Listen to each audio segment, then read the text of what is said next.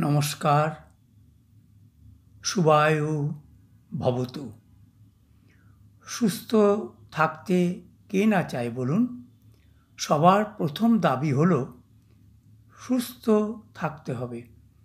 কত ডাক্তার, হাসপাতাল, নার্সিংহোম, কত প্যাথি, কত চ্যানেল, কত পরামর্শ। বাপরে বাপ, এ যেন মহাভারত অধ্যয়ন করা। এত সময় বা এত উৎসাহ কোথায় যে সবার কথা সব সময় পালন করব? তাহলে কি সুস্থ থাকা যাবে না? যদি জল, খাদ্য, বায়ু দূষণমুক্ত হয়, রোজ সুষম আহার ও ব্যায়াম যদি করা সম্ভব হয়, জেনেটিক সমস্যা যদি না থাকে, আর বিশ্ব যদি রোগমুক্ত হয়, তাহলেই হয়তোবা সম্ভব হতে পারে। না হলে আলো ছায়ার খেলা, মানে সুস্থ ও অসুস্থতার খেলা চলতে থাকবে। চিকিৎসা ব্যবসা রমরমা চলতেই থাকবে। সেই জন্য হাসতে হাসতে, খেলার ছলে বা এনজয় করতে করতে কয়েকটি ব্যায়াম করুন, অল্প দিনেই সুফল পাবেন।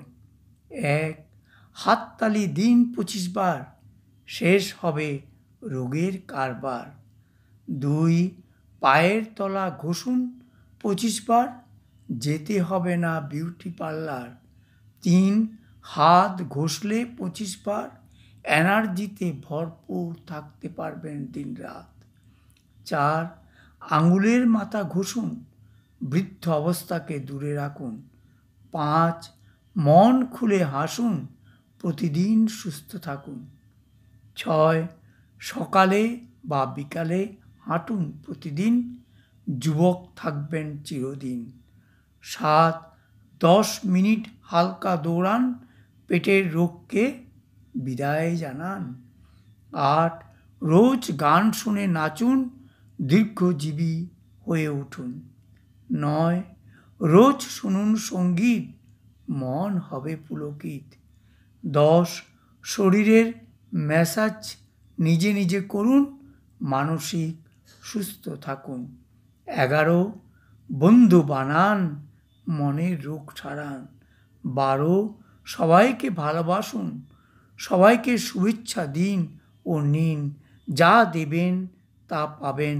জীবনে উৎসবই উৎসব অনুভব করতে পারবেন। সহজ কথা, খরচ নেই তাই হয়তো বিশ্বাস জাগে না, কিন্তু বিশ্বাস নিয়ে করুন আর হাতে হাতে ফল প্রাপ্ত করুন।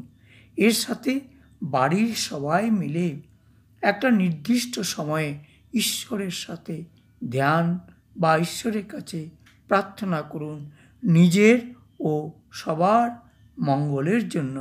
অন্তত 10 থেকে 15 মিনিট দেখবেন পজিটিভ এনার্জি মনকে ও ঘরকে মন্দির বানিয়ে দিয়েছে। মন্দির যেখানে শান্তি, সুখ ও পবিত্রতা, সেখানে রোগের দেখা নেই, সেখানে বলেছেন গুণীজনে। ধন্যবাদ।